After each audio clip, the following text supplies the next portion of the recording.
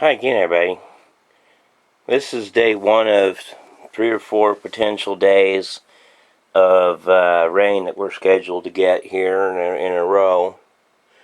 I'm going to go ahead and pop the lid off of that drain over there, the grate, for better or for worse, because it was up several inches higher than it is now, and I get tired of that flooding. So I'm just going to pull the drain grate and let that stay open for now. It'll probably clog up eventually, but for now I'm just going to open the lid and let it, the next couple days, just run through and drain. So let's get on and look and see what else happened. It was raining pretty hard a few times during the day. The next couple days it's supposed to rain pretty hard again. The thing I'm looking at, not so much the water damage, because, well, for the most part, we're a little too high up for water damage. I'm actually looking for the water benefits. And in that particular instance, for me, the water benefit is the growth of all the vegetation. These fields hopefully will massively thicken up and fill out in the next couple days, because they just love fresh rainwater. I mean, better than any other source of water is just that water falling from the sky, because it gets so much energy in it from the nitrogen and oxygen and ozone and nitrous oxide and carbon dioxide. Everything that's in the air gets into the water and gets into the ground, and Mr. O'Malley gets to get out and eat it all because he can't be locked up in a pen. At least he's inside a field. So all this grass is growing good and tall. And yeah, I see sprouting over here. Yes, Mr. O'Malley, how you doing? Is your home kind of a little wet? Yeah, you're like, I don't know, do I want to go in there or not? Well, it'll be alright. You'll survive. It'll be a little yucky but on your hooves, but you'll get over it. Anyhow, so while he's deciding whether he wants to go in or not, the fact that he even makes that decision is amazing. These things should grow another foot. I have no idea if this celery is going to live or not, if it's going to live or die. It's looking pretty miserable, but it's still got green leaves on it, so hopefully it'll live. Most of it looks dead, but it's got those 2 little leaves on it that look like they're not dead, so who knows. Hard to say. I guess he got back in there. He finally decided that it was fine. Like I say, over the next couple days, and like the Bermuda grass is breaking out real good, it's really happy with this rain. I think Mom went out to town earlier, I'm not for sure. Or maybe she was waiting. She may even be waiting for me, in which case I'll go with her to town to go shopping. You can see the rain got all the way over here somewhat, because the equipment's kind of damp. The floor mats got blown up, literally, as in by the wind. But at least it's cleaner. Where's the other floor mat? Or did she put them in the truck? Oh, there it is. It got blown all the way over here. Yeah. It's hard to get them clean when they're being blown around by the wind. But I'm pretty sure they're a lot cleaner than they were. That's just been washed by rainwater, but it's got a little detergent to it still. It's not fully desoapified. Probably should go another round on it, but I need to hang it up and rinse it so that the grit washes out rather than in. Well, I see a branch fell down. I'm glad I took the truck out of here, because had a branch fallen down on the truck, I'd have only myself to blame. The rain was really going to it over here. So I want to go and see if this gentian has woke up for the year or not.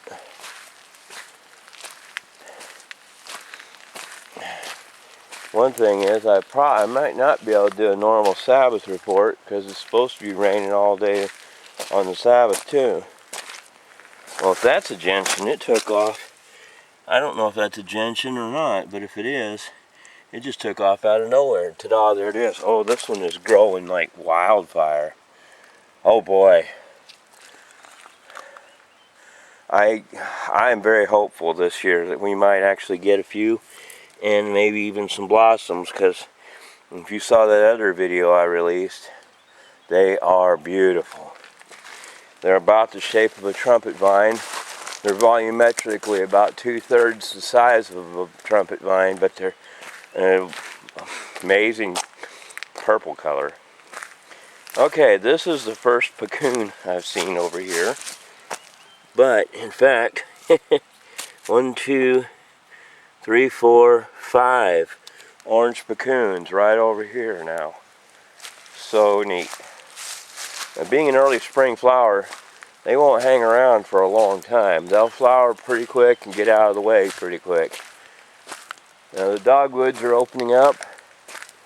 I see them all up in the woods over here. Again, this is supposed to be a rain report, but one of the byproducts of spring rains is spring flowers. And I'm very excited for the floral results of all this rain as much as anything. Just the amount of flowers that we will get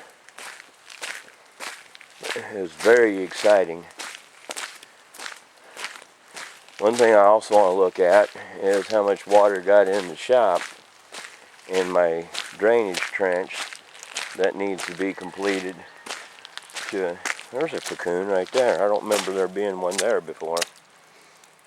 So there's one there.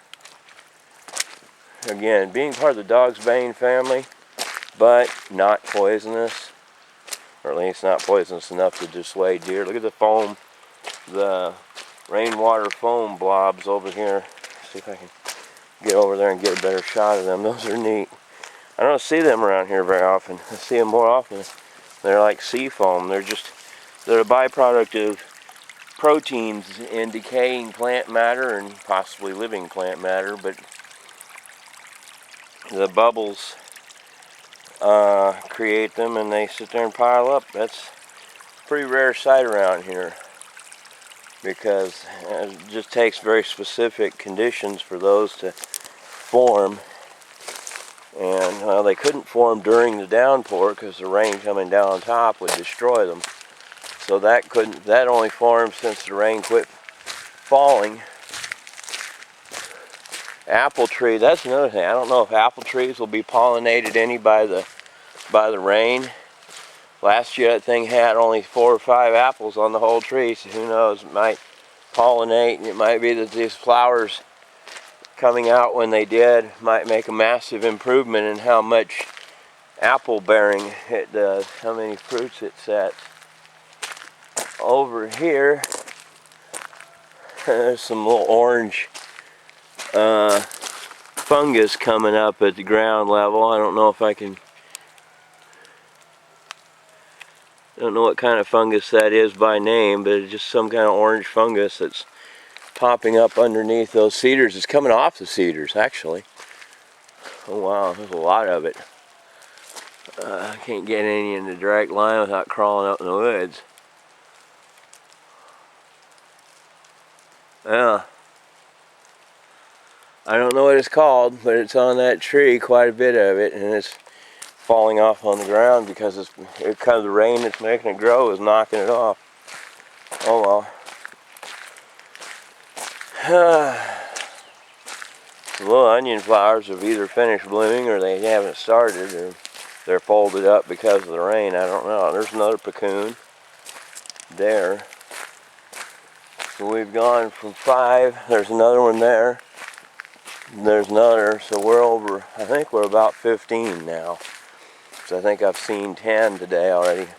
There's 6 up there and 4 out here. And then the original 5 that I videoed on the Sabbath. So that's 10. So the puccoons seem to be coming back pretty strong. There were some right around here at one point. I don't see them right now. They either may have come to the end of their life, as in they were old, or they may just be, because they're old, they may be a little slower to open up. I don't know. I don't know how cocoons work. As far as I know they are perennial, just like dog's bane and butterfly weed, but I don't know anything else. There's another one there. 2, 3. Well, there's a lot of cocoons this year. They're loving this weather, and maybe there'll be more of them going forward. Let me get over here and see if the gladiolas are putting on any growth yet. I know roughly where they are, but not precisely.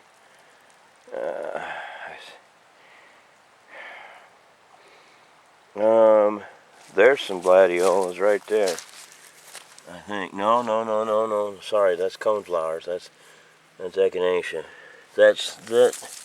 I think that might be the gladiolas right there. Maybe. I can't be for sure.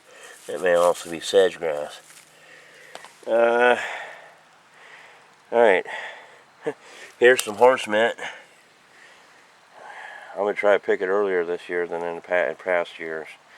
Get more of it. Those might be gladiolas right there. There were some stems, but I think I unwittingly or stupidly pulled them up because it flowered before. I see that, I think, is also a coneflower. I really don't remember where the gladiolas were. If they come back, they'll come back strong. So this thing's about ready to flower too. Yeah, it'll be opening up here pretty soon. Got some self-pruning branch problem there, but that's the problem. It's something it does in nature. Well, they'll show up, and as long as they haven't died, they'll show up eventually. I think there's honeysuckle, a little bit of honeysuckle. They make pretty flowers. Some people hate them because they say that they swarm other plants, but I don't care. They're a flower, and they actually have a lot of nectar in them, bees like. I'm not going to go downstairs. I'm sure the bottom land is probably flooded, but I do plan on just going in as far as looking in the shop to see if it's got standing water. Pretty sure it will before the end of this affair anyhow, so even if it doesn't today, it will later. But since I got several more days of rain coming, I do plan on pulling that one cap, and to do it, I'm going to get into my cement shoes down here. So one of the reasons I came down here is because of the fact that I had left my cement shoes down here instead of leaving them up at the house. And that's because I was going to be doing a lot of this drainage work down here, and I haven't been. Storm blew all this over. There was some little gusts of wind. There's quite a bit of lightning too. I was very grateful we didn't have power go out on us, because then I had to fool with the well pump and everything, and that's always a big pain. Let me move this over here some.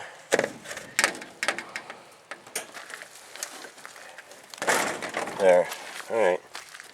So, as somebody say, drum roll, will we find flooding inside? It did rain pretty heavy, so I wouldn't be surprised. This gets wet through hydrostatic seepage every time we get a heavy rain. In other words, a lot of rain. Alright, well that was up several inches higher. If you look at the wash line, it's gone up and it's gone back down that fast. So the drainage ditch is needed and does make a difference, because usually the water goes all the way out there and floods the whole place. So this did do some flood control effect. We'll check it again after all this is done. But you can see that little lip edge. That gray you're seeing there is essentially, I say gray, lighter color there. It looks kind of like mold, but it's foam. It's the same kind of protein foam as in the creek or the water wash we were looking at earlier. But it's just byproduct of various states of decay of living organisms, and it gets in the water and creates that foam. Okay, well that's all I'm going to do. I'm not going to video removing the lid or anything. I'm just going to stop there.